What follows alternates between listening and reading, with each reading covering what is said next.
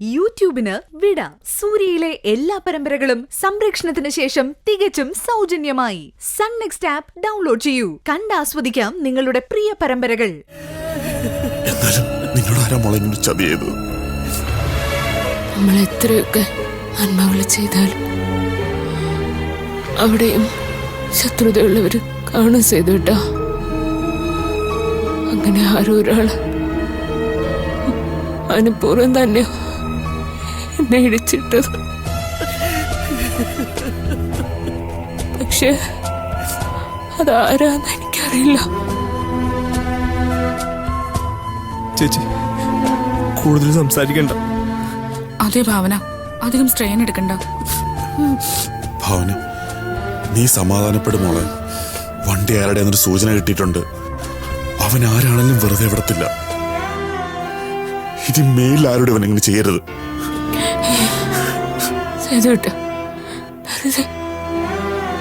ആവശ്യമില്ലാത്തതിനൊന്നും പോവല്ലേ, അറിയാലോ. സേതുവേട്ടൻ വേണം ഇനി വീട്ടിലെ കാര്യങ്ങളൊക്കെ നോക്കാൻ. അതിനിടയിൽ പോലീസ് കേസിലൊന്നും പോയി വീണേക്കരുത്.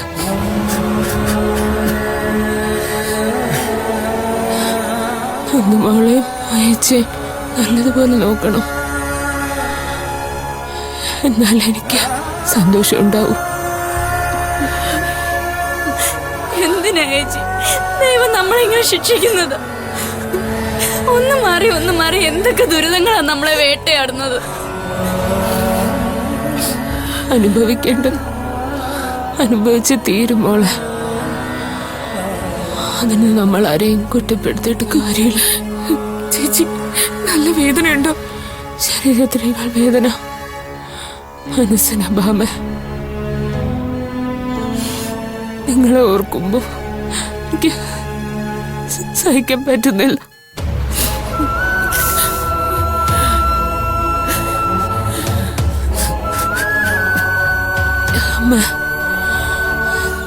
അമ്മ കരയാതെ. ഞാനെങ്ങനെയാ കരയാതിരിക്കുന്നത്? ഇത് കണ്ടിട്ട് സഹിക്കാൻ പറ്റുന്നില്ല. എന്റെ ദേവി, നീ എന്തിനാ ഇങ്ങനെ പരീക്ഷിക്കുന്നത്? അമ്മ കേട്ടോ, ഇവിടെ ആരെങ്കിലും ഒരാൾ നിന്നാ മതി. എല്ലാരെയും വീട്ടിലേക്ക് പറഞ്ഞു വിടാം. അതെന്താ വേണ്ടെന്ന് ആലോചിക്കാം. മോള് ടെൻഷൻ അടിക്കാതെ കിടക്ക്. നമുക്ക് നമ്മുടെ അച്ഛന്റെ കാവലുണ്ട്. അതെ കേട്ടോ, അന്നും ഇന്നും എനിക്ക് എൻ്റെ അച്ഛൻ്റെ കാവലുണ്ട്. അത് തന്നെയാ എൻ്റെ ബലവും.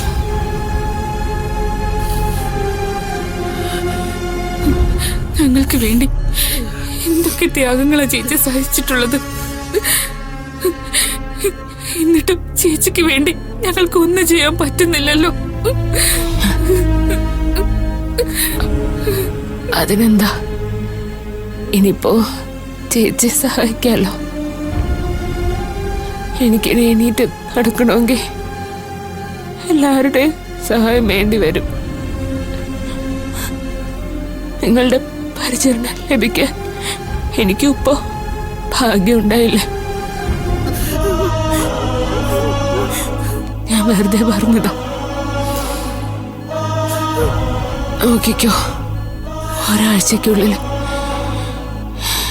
എന്റെ എല്ലാ അസുഖവും മാറും. ഞാൻ ഈ ഹോസ്പിറ്റലിൽ ഡ്യൂട്ടിക്കും വരും. ഭർത്ത് വെറുതെ ഇറങ്ങി നടക്കാതെ ജോലിക്കാരി എന്തായി നോക്കണം. ശരി ചേച്ചി.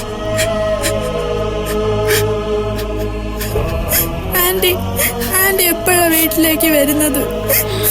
ഉടനെ വരും മോളെ. മോള് സ്കൂളിൽ പോണോട്ടോ. ആന്റി വന്നിട്ട് ഞാൻ പോകും. അങ്ങനെ പറയരുത്. സ്കൂളിൽ പോയാലേ നന്നായി പഠിച്ച് ആളാവാൻ പറ്റൂ കേട്ടോ. ശരി ആന്റി.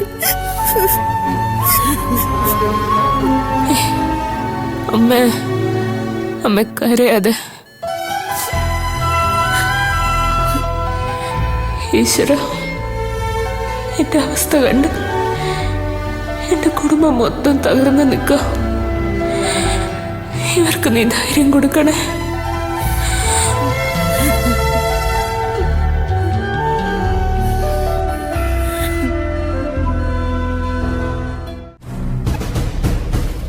ഭാവനയുടെ ഇപ്പോഴത്തെ അവസ്ഥ എന്താണ് ഡോക്ടർ? അപകടനില തരണം ചെയ്തുവെന്ന് പൂർണ്ണമായും പറയാൻ പറ്റില്ല സാർ. ഇന്റേണൽ ബ്ലീഡിംഗ് ഇനിയും ഉണ്ടാവാൻ സാധ്യതയുണ്ട്. മെഡിസിന്റെ ഫസ്റ്റ് കോഴ്സ് കഴിഞ്ഞതിന് ശേഷം ഒന്നുകൂടി സ്കാൻ ചെയ്യണം. എന്നാലേ അടുത്ത ഘട്ടം എന്താണ് വേണ്ടതെന്ന് പറയാൻ പറ്റൂ.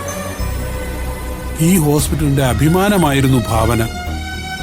സത്യം പറഞ്ഞാൽ ഓർക്കാൻ പോലും പറ്റുന്നില്ല. ഭാവനയുടെ കുടുംബത്തിന്റെ കാര്യമാണ് സാർ പരിതാപകരം. എല്ലാവരും ആകെ തളർന്നിരിക്കുക. അതങ്ങനെ വരൂ ഡോക്ടർ. ആ കുടുംബത്തിന്റെ നിലനിൽപ്പ് തന്നെ ഭാവനയാണ്. സ്വന്തം ജീവിതം പോലും മറന്ന് സഹോദരങ്ങൾക്ക് വേണ്ടി ജീവിക്കുന്നവളാണ് ഭാവന. അങ്ങനെയുള്ളപ്പോൾ അവർക്കെങ്ങനെ സഹിക്കാൻ പറ്റും?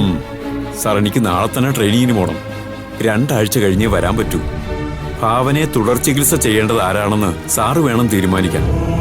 ഡോക്ടർ തന്നെ പറഞ്ഞാൽ മതി. വേണ്ടി വന്നാൽ ഡോക്ടറുമായി കമ്മ്യൂണിക്കേറ്റ് ചെയ്യാൻ കൂടുതൽ സൗകര്യമുള്ള ആരാച്ചാൽ അവര് മതി. അങ്ങനെയാണെങ്കിൽ ഡോക്ടർ വിനയൻ മതിയോ സാർ? വിനയനാകുമ്പോ എനിക്ക് കോണ്ടാക്ട് ചെയ്യാനും സൗകര്യമായിരിക്കും. ഓക്കെ, എന്നാൽ അങ്ങനെ ആവട്ടെ. സാറ് ഡൽഹിക്ക് പോവാന്ന് കേട്ടു. അതെ ഡോക്ടർ. എന്നാ ഞാൻ ഇറങ്ങട്ടെ സാർ. ശരി. Morning sir. Good morning Sreeram, ഇരിക്കൂ. Thank U. എന്താ സർ വരാൻ പറഞ്ഞത്? ശ്രീറാം, ഭാവനയുടെ കാര്യം അറിഞ്ഞല്ലോ അല്ലേ? അറിഞ്ഞു സർ. ഞാൻ ചെന്ന് കാണുകയും ചെയ്തു. സത്യത്തില് കണ്ടിട്ട് സഹിക്കാൻ പറ്റില്ല. ഞങ്ങൾ തമ്മിൽ ചില പ്രശ്നങ്ങളുണ്ടെങ്കിലും ഭാവന ഇങ്ങനെ ഒരു അവസ്ഥയിൽ കാണേണ്ടി വരുമെന്ന് വിചാരിച്ചില്ല. എനിക്കും അതാണ് ഡോക്ടർ പറയാനുള്ളത്. നമ്മളൊക്കെ മനുഷ്യരല്ലേ? ക്ഷമിക്കാനും സഹിക്കാനും മനുഷ്യർക്കല്ലേ കഴിയൂ? അയ്യോ സർ, എനിക്കിപ്പോ ഭാവനയോട് വിരോധമോ ദേഷ്യമോ ഒന്നുമില്ല. മറിച്ച് സഹതാപം മാത്രമേ ഉള്ളൂ. സത്യം പറഞ്ഞ ആ വീട്ടുകാരന്റെ അവസ്ഥ കണ്ടപ്പോ സഹിക്കാൻ പറ്റിയില്ല. ഭാവനയെ നമുക്ക് സാധാരണ നിലയിലേക്ക് കൊണ്ടുവരണം. അതിനുവേണ്ടി ഈ ഹോസ്പിറ്റലിനെ കൊണ്ട് ചെയ്യാൻ പറ്റുന്നതെല്ലാം നമുക്ക് ചെയ്യണം. തീർച്ചയായിട്ടും വേണം സർ. ഇനി മുതൽ ഡോക്ടർ വിനയനാണ് ഭാവനയെ ചികിത്സിക്കുന്നത്. മറ്റ് ബുദ്ധിമുട്ടുകളൊന്നും ഇല്ലെങ്കിൽ ഭാവന റിക്കവറായി വരും. എന്തായാലും അടുത്ത സ്കാനിംഗ് റിപ്പോർട്ട് നോക്കിയിട്ട് നമുക്ക് തീരുമാനിക്കാം. എന്താണെങ്കിലും സാറ് തീരുമാനിച്ചാൽ മതി, ഞാൻ ഒപ്പുണ്ടാവും. ഡോക്ടർ വിനയനെ കുറിച്ച് എന്താണ് അഭിപ്രായം? നല്ല അഭിപ്രായമാണ് സർ. ഈ ഹോസ്പിറ്റലിലെ റെപ്യൂട്ടേഷൻ കാത്തു സൂക്ഷിക്കുന്ന ഒരു ഡോക്ടറാണ് വിനയൻ. അതെ ശ്രീറാം, എന്റെ അഭിപ്രായം അത് തന്നെയാണ്.